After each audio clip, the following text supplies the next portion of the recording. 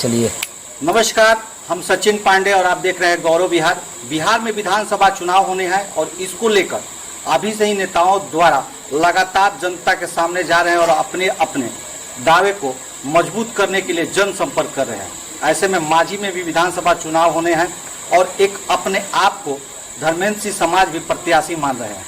आज हमारे साथ है धर्मेंद्र सिंह समाज, इनसे सीधी बात करते हैं कि यह अगर चुनाव लड़ते हैं तो जनता के बीच में क्या संदेश देंगे। इस होने वाले चुनाव में भारतीय जनता पार्टी के द्वारा अगर टिकट मिलती है और हम चुनाव लड़ते हैं तो जनता को यह संदेश देंगे कि युवाओं में कितना दम है। युवाओं के दम से हम चुनाव जीत के भारतीय जनता पार्टी को इस सीट को जीत के जरूर देंगे।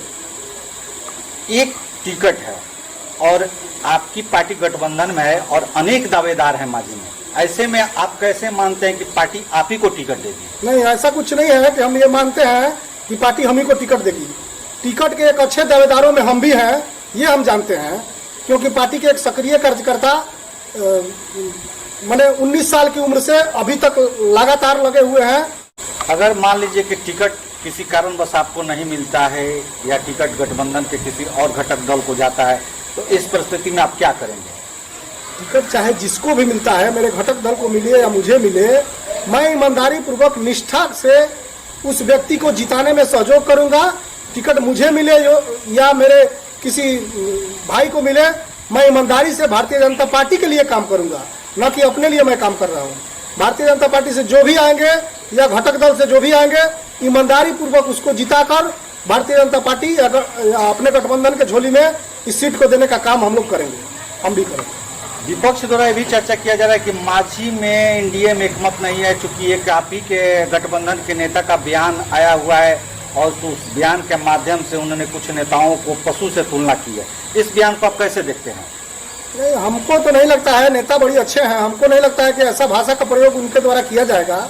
अगर इस तरह का प्रयोग किया गया है तो उनसे हम लोग बात करेंगे और उनसे ये बताएंगे कि इस तरह की भाषा आपको नहीं बोलना चाहिए। आप पार्टी के अच्छे नेता हैं, हाल में क्या होना है क्या नहीं होना है ये तो उच्च स्तरीय कमेटी बताएगी।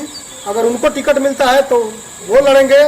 अगले कोई अगर मेरे जैसा कोई अगर भाई अगर टिकट के लिए दावेदारी करता है तो उनको इस तरह की भाषा का प्रयोग नहीं करना चाहिए। राजनीति में ओछल भाषा का प्रयोग आपके नजरिए से क्या है?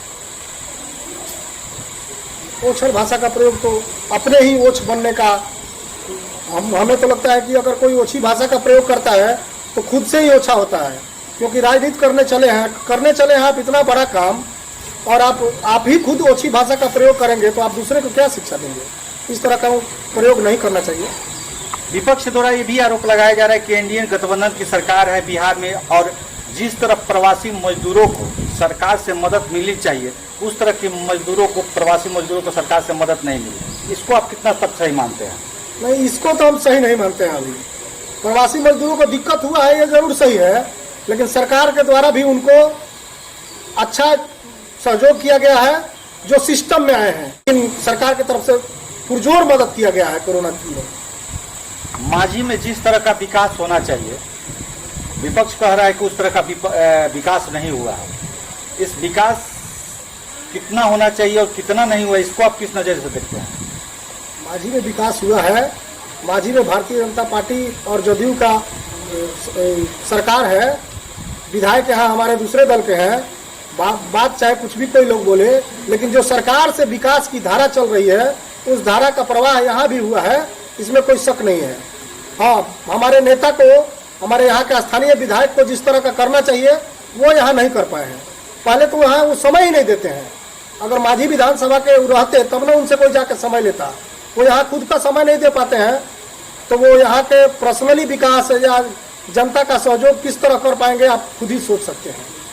अगर मान लीजिए कि आपको पार्टी टिकट देती है और आप जीत कर विधायक बनते हैं तो आप मांझी में कौन सा मॉडल अपनाएंगे?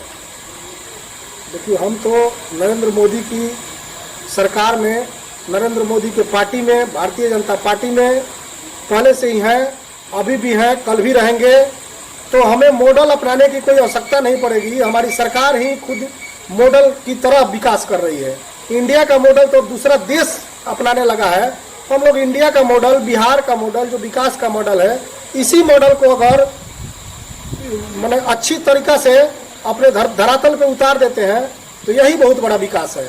इसमें कुछ नया परिवर्तन करने की जरूरत नहीं होगी, युवाओं के साथ लेकर चलने का जरूरत है और अच्छा से विकास करने का जरूरत है। बिहार में विपक्ष का आरोप है कि अपराध चरम सीमा पर है, इसको आप कैसे देखते हैं? अपराध तो पहले था, अपराध अभी कहाँ कुछ है। आपके पार्टी के द्वारा यह कहा जा रहा है कि लालू यादव, ये लालू यादव को सत्ता से बेदखल हुए 15 साल से ऊपर हो गया, फिर भी आपके गठबंधन, आपके पार्टी के द्वारा बिना लालू यादव का नाम लिए राजनीति पूरा नहीं होता है। लालू यादव का मतलब ही होता है जंगल राज। वो 15 साल में जो विकास किए हैं वो जनता देख चुकी है, जनता को बताने की जरूरत नहीं है, लेकिन अभी भी उसी मॉडल को अपनाना चाहते हैं।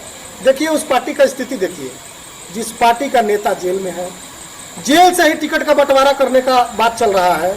जो अपराधी टिकट बांटेगा वो कैसे लोगों को टिकट देगा और किस तरह का विकास करेगा? जो अपराध में जेल में बंद है, सजा कैदी, अगर इस बिहार के लिए टिकट बंटवारा करे, यहाँ नेता का चुनाव करवाए, उस पार्टी द्वारा किस तरह का विकास किया जा सकता है, जनता को भी मालूम है, आप भी जानते होंगे। परिवारवाद की राजनीति आपके नजर में कैसा है?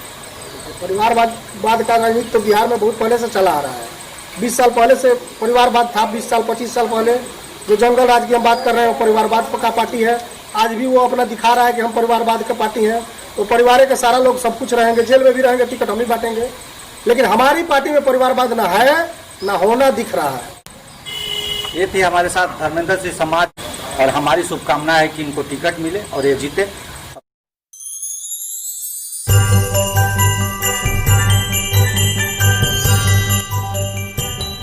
आप देख रहे हैं गौरव विहार, अपना पसंदीदा चैनल।